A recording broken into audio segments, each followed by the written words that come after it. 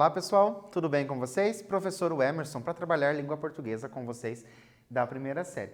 Claro que antes de iniciar a nossa aula, vou lembrá-los novamente que vocês precisam entrar no Class, fazer a atividade que está ali e é para fazer as atividades de todas as disciplinas para você. Além de aumentar o seu conhecimento, você também, claro, garantir a sua presença. Tanto o conhecimento como presença são muito importantes. Lembrando que nós já estamos no terceiro trimestre, né? Já estamos caminhando para o fim aí do ano letivo. Se você não tem acesso ao Class, está assistindo as nossas aulas pelo YouTube ou pela TV, não precisa se preocupar. A única coisa que eu peço para você é que entre em contato com a sua escola para você ver quais são as atividades que você precisa fazer. Então você pega a atividade, vai para sua casa, faz a atividade, depois retoma para a escola. E é importante lembrar a vocês que o ano ainda não está perdido. Então se você, por um acaso, tirou nota aí abaixo da média nesses outros trimestres, aproveita, nós estamos no terceiro trimestre, dá tempo ainda de você se recuperar, ok? Dado o nosso recado, nós vamos para os nossos objetivos de hoje. Nós vamos ler, interpretar e analisar um anúncio publicitário. Relembrar as características desse gênero do anúncio, refletir sobre a linguagem não verbal, lembra aquela que não tem o texto, inferir o sentido de uma palavra ou expressão e um sentido implícito no texto, interpretar texto com auxílio de material gráfico diverso, reconhecer diferentes formas de tratar uma informação em função das condições em que ele foi produzido e daquelas em que será recebido, conhecer as funções da linguagem. Lembram? Teve uma aula que nós falamos das funções de linguagem, trouxe para vocês um esquema dessas funções da linguagem, falamos rapidamente a esse respeito. Hoje a gente vai falar um pouquinho mais aprofundado sobre isso. Para a gente começar, vocês já estão acostumados que nós temos um quiz. Então vamos lá. A imagem publicitária nos apresenta um ou uma metalinguagem, uma denotação, um intertexto ou um metapoema. Lembram? Nós já vimos metalinguagem, nós já vimos intertextualidade, intertexto, nós já vimos também conotação e denotação. Tá? Então, o que será que esse anúncio aqui, né, essa imagem publicitária, me traz? Ela está escrita assim: o legítimo herdeiro do trono da Hortifruti. Aí depois tem, a Hortifruti apresenta o rei melão. Lembram de alguma coisa? O rei melão, essa imagem, tem uma referência? Tem algo de onde foi tirado essa imagem? E se tem algo de onde foi tirada essa imagem, representa o quê? Um intertexto. Por quê? Porque tem o texto de referência e depois eu tenho uma outra imagem que faz com que nós lembremos daquele texto de referência, né? Que no caso é o filme O Rei Leão. Para nós começarmos a pensar, trouxe um anúncio publicitário e agora eu vou pedir para vocês, qual é o público-alvo do anúncio? Porque o anúncio ele é feito para atingir determinado público. Qual é esse público-alvo e por que você acha que é esse público-alvo? Vou dar um tempo para você dar essa resposta e eu já volto.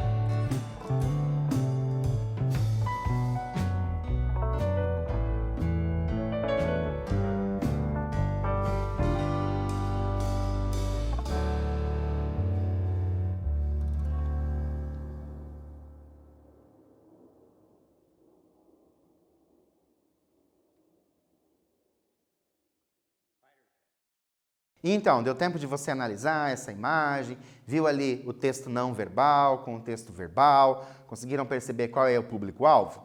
Coloquei para vocês, o público-alvo é o feminino, pois na imagem vemos a imagem de uma mulher, né? E também a palavra saia, essa palavra saia ali, remetendo-se, né, à vestimenta. Para a gente continuar, nós vamos pensar nesta aqui, ó, nesta placa que tinha aqui, tá? Diz assim, use saia, saia de dia, saia de noite, saia de si. A palavra saia possui a mesma função em todas as orações? Explique.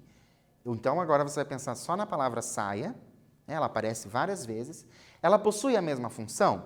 E você vai explicar. Vou dar um tempo para você fazer isso e eu já volto.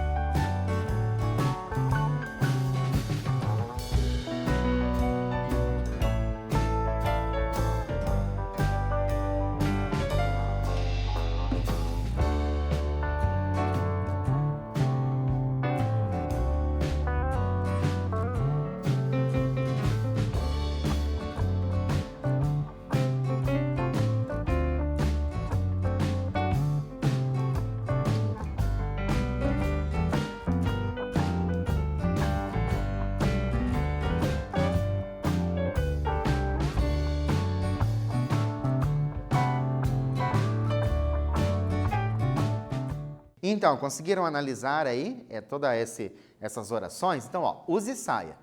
Saia de dia, saia de noite, saia de si. Será que ela possui a mesma função?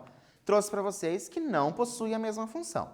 Na primeira oração, ou seja, aqui ó, no use saia, nós temos o quê? A palavra possui função de substantivo. A peça de roupa mesmo, a saia como peça de roupa. Nas outras orações, então, ó, saia de dia, saia de noite, saia de si. Nas outras orações, possui função do quê? De ação, ou seja, é um verbo. E esse verbo está no imperativo, é o saia de você sair mesmo. Então, eu tenho a mesma palavra com funções diferentes. Tá? Um é substantivo e o outro é o verbo, ok? Continuando, nós temos aqui, ó, esta placa onde estava escrito, né? Aquelas orações. O uso de uma placa de trânsito, né? Vamos entender aqui como uma placa de trânsito. possui uma intenção. Estou dizendo para vocês que possui uma intenção, certo? Qual é essa intenção e de que forma ela se relaciona com os verbos no imperativo? Lembram que na questão anterior nós dissemos que saia de dia, saia de noite, saia de si são verbos no imperativo? De que forma se relaciona a placa com esses verbos no imperativo? Vou dar um tempo para você fazer isso e eu já volto.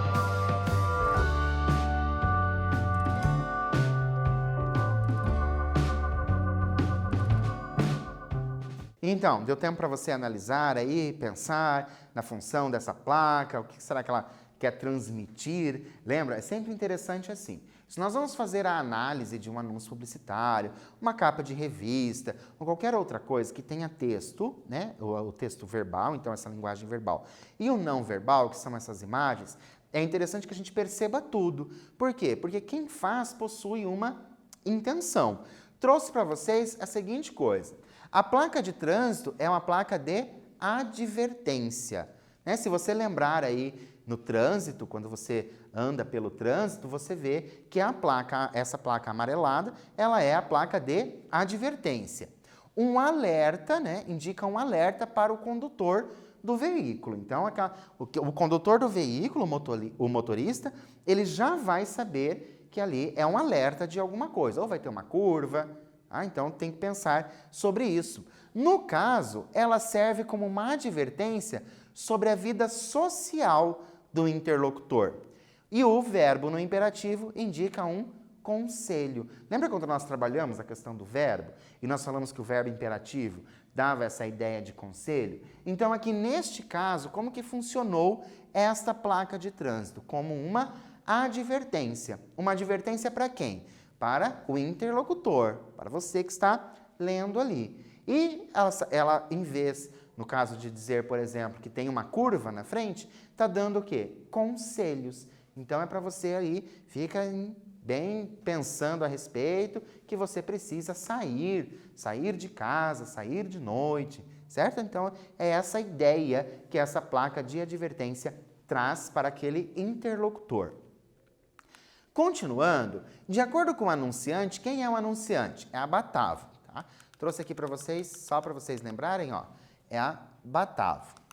De acordo com o anunciante e do texto verbal, então agora a gente vai pensar no texto verbal, certo? Quais são os possíveis produtos anunciados? Então você vai pensar na Batavo. Você conhece a Batavo? Se você não conhece a Batavo, dá tempo de você pesquisar. Você vai pensar aí nesse anunciante e quais os possíveis produtos que está sendo anunciado. Vou dar um tempo para você fazer isso e eu já volto.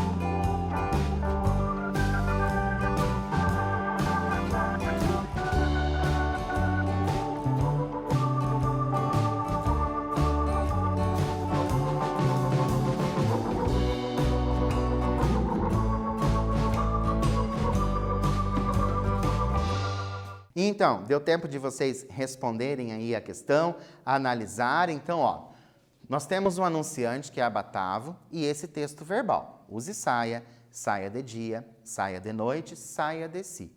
Quais são os possíveis produtos? Se você conhece a empresa Batavo, você sabe mais ou menos com que ela trabalha. Trouxe para vocês que se trata de uma resposta pessoal, né? Porque depende de como você conhece essa empresa Batavo, mas é importante que na sua resposta você pense que a Batavo é uma empresa do ramo alimentício de leite e derivados. Então, esse leite e derivados talvez possa ser ali a publicidade de um iogurte, pode ser a publicidade de um queijo, não sei, certo? Do próprio leite. Então, eu tenho que ter essa ideia de que a empresa é uma empresa alimentícia para eu poder entender todo esse contexto ali do meu anúncio publicitário. Continuando o anúncio publicitário, porque ainda está no mesmo anúncio, certo? Eu somente cortei para ficar mais fácil para a gente ir conversando aos poucos sobre esse anúncio. Continuando, no final do meu anúncio, eu tenho a seguinte coisa. Não se reprima. Pense Light. Nova linha Batavo Pense Light. Mais de 30 opções para você viver uma vida mais leve e muito mais gostosa. Então, é isso que traz ali no final do meu anúncio publicitário. Então, eu tenho aquela placa dizendo use saia, saia de si, saia de noite. Então, eu tenho isso e depois, no final, eu tenho aqui o real produto, né? Que é essa linha chamada Não se reprima. Não se reprima, perdão, é essa linha chamada Pense Light, dizendo não se reprima. Então, é uma linha ali de derivados do leite. Nós vamos reler Nova linha Batavo Pense Light, mais de 30 opções para você viver uma vida mais leve e muito mais gostosa. O último período apresenta um duplo sentido e muito mais gostosa. Quais são os sentidos e por que isso acontece? Você vai pensar ali, então você vai ter que reler tudo, você vai prestar bastante atenção nesse último período e pensar como que ele pode produzir dois sentidos, certo? E explicar. Vou dar um tempo para você fazer isso e eu já volto.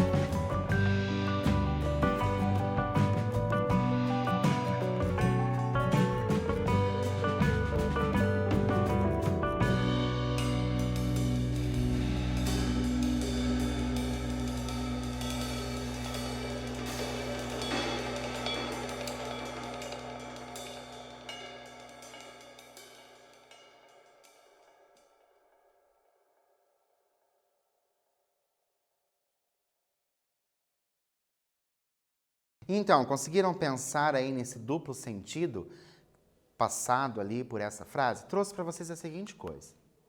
O uso do adjetivo gostosa, é muito mais gostosa. Pode se relacionar tanto com o substantivo vida, para você ter uma vida muito mais gostosa, como com o pronome você. Olha lá, para você viver uma vida mais leve. Isso é possível porque o locutor fez uso do ponto final. Ó, estão vendo que ele termina aqui, ó. Mais de 30 opções para você viver uma vida mais leve. Ponto. Certo? Então, indicando a possibilidade de sujeitos adjetivados implícitos. Como assim, professor? Não entendi nada. Essas palavras estão muito difíceis. Ok. Para ficar mais fácil para vocês compreenderem. Olha só. O adjetivo gostosa, a gente sabe que gostosa é um adjetivo, pode se referir à vida. Você ter uma vida mais gostosa. Mas também, se nós fizermos a leitura, olha só. Nova linha Batavo, Pensilite. Mais de 30 opções para você viver uma vida mais leve e muito mais gostosa. Esse é muito mais gostosa pode estar se referindo à pessoa que vai consumir aquele produto, esse produto Pensilite. Conseguem compreender o que eu quero dizer para vocês? Que por isso que nós podemos entender ali o você também como esse sujeito. Então, tem que pensar ali que essa frase traz essa ideia dúbia ali do duplo sentido, ok? E agora nós vamos pensar. Sabendo das possibilidades de sentidos produzidos pelo enunciado, então a gente já conversou, a gente sabe dessas possibilidades de sentidos, ok? Você concorda com ele? Você concorda com isso que a gente conversou? E por quê? Vou dar um tempinho para você pensar sobre isso e eu já volto.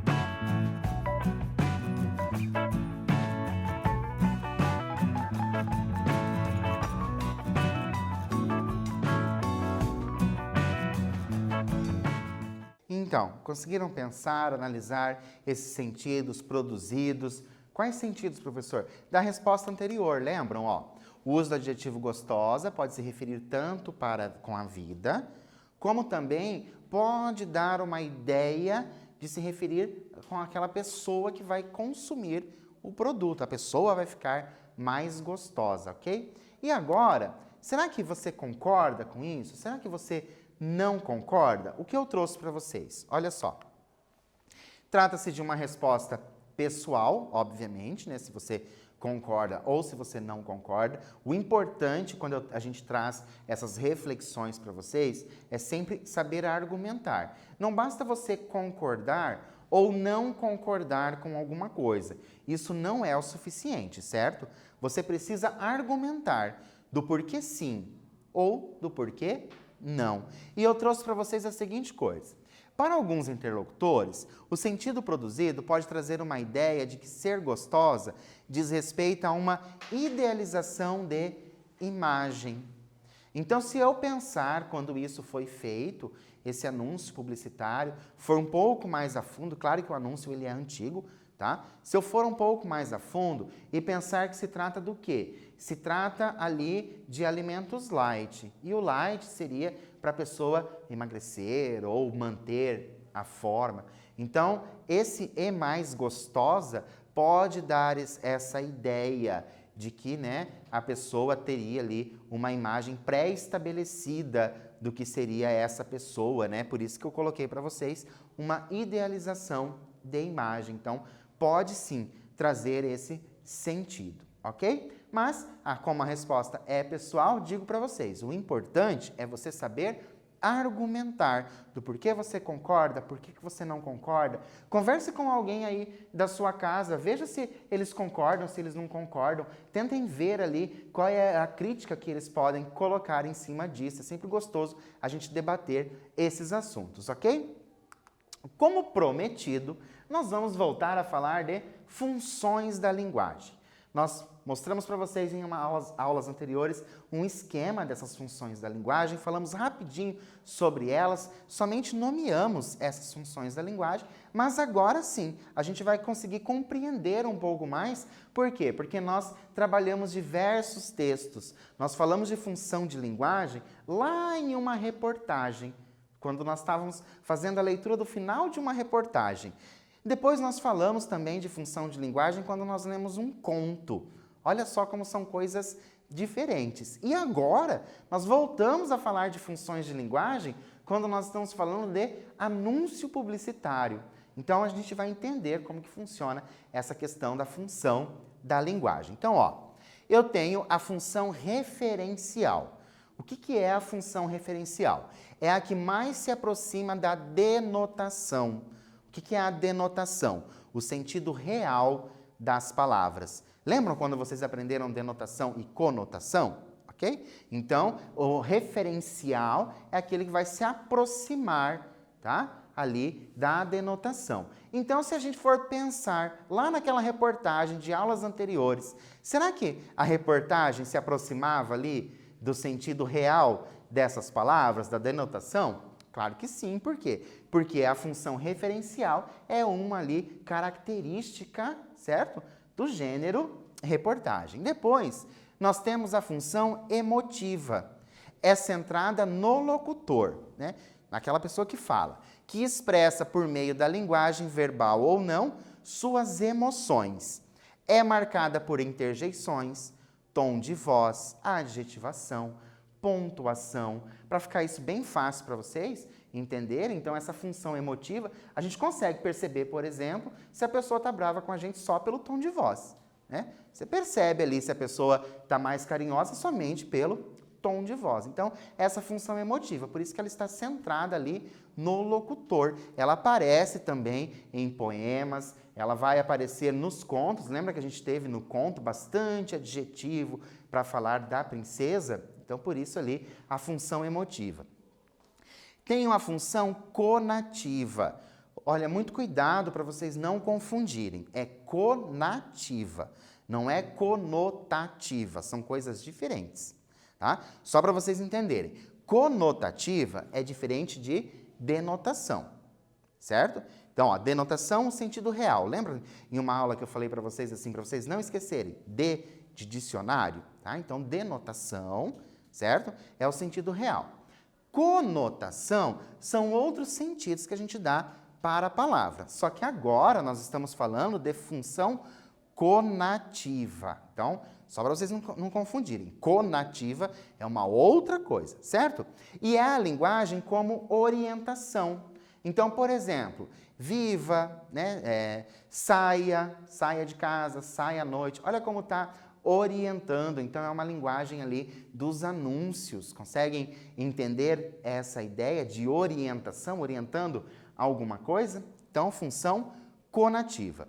Depois, eu tenho a função fática. Elas são 6, tá? Essas funções. Tenho a função fática. O que ela é? Refere-se ao contato. Ela serve tanto para interromper como para prolongar a comunicação. Então, na função fática, quando a gente está lendo, por exemplo, nós estamos lendo um texto e diz lá, alô, depois diz, alô, quem fala? Então, estão vendo essas interrupções? Tá? Então, essa é a função fática. Ela serve tanto para interromper como para prolongar, ok?